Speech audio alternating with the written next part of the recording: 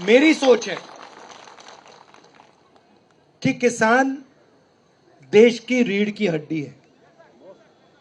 बेशक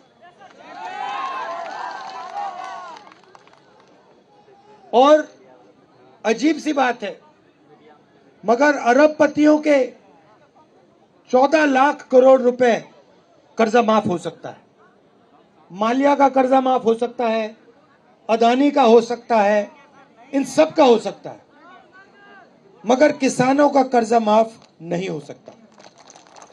आपने क्या गलती की है? ठीक है, अगर किसी का माफ नहीं करना, अगर किसान का कर्जा माफ नहीं करना, तो फिर उनका भी नहीं होना चाहिए। यह अन्याय क्यों हो रहा है कि उनका 14 लाख करोड़ माफ हो रहा है और जब आप आते हो आप कहते हो भैया हमारा भी कर दो, सरकार आपसे कहती है हम तुम्हारा नहीं करेंगे।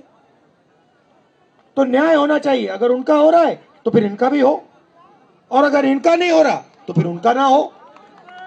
सही बात है ना?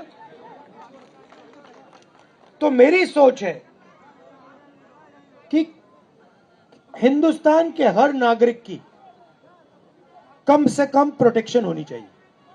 मतलब पिछले चुनाव के पहले हम एक योजना लाए थे, न्याय योजना, जिसमें हमने कहा था हर गरीब व्यक्ति के बैंक अकाउंट में, चाहे वो मजदूर हो, किसान हो, हर परिवार के बैंक अकाउंट में हम कम से कम, सरकार कम से कम पैसा डालेगी, डायरेक्ट बैंक अकाउंट में पैसा डालेगी। तो अगर हम किसानों की रक्षा नहीं करेंगे, अगर हम किसानों की रक्षा नहीं करेंगे, चाहे वो एमएसपी की बात हो, कर्जा माफी की बात हो, सही दाम दिलाने की बात हो, अगर किसान को यह नहीं लगेगा कि देश की सरकार हमारी रक्षा कर रही है, तो देश आगे नहीं बढ़ सकता है। और आज सच्चाई है कि जो किसान के दिल में जो डर है उसको सरकार मिटा नहीं पा रही, और किसान ने सरकार पे पूरा का पूरा भरोसा खो दिया है। मगर मैं आपको यहां ये कहने आया हूं कि हमारी कोशिश रहेगी कि जो आप भरोसा खोए हैं वो एक बार फिर आप हमारी सरकार पर भरोसा करें। और हमने, देखिए, मैं खोखले शब्द नहीं बोल रहा हूं, मैं खोखले शब्द नहीं बोल रहा हूं। 72,000 करोड़ रुपए किसान का हमने कर्जा माफ किया था, याद रखिए आप।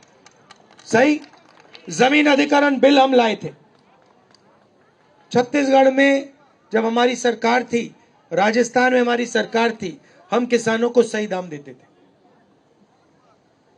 तो हमने काम करके दिखाया है और आने वाले समय में भी हम काम करके दिखाएंगे। ये जो आपने सवाल उठाया है, मैं इसके बारे में पार्लियामेंट में बोलूंगा, और मैं आपको गारंटी देता हूं जैसे हमारी सरकार आएगी हम कानून को यहां लागू कर देंगे।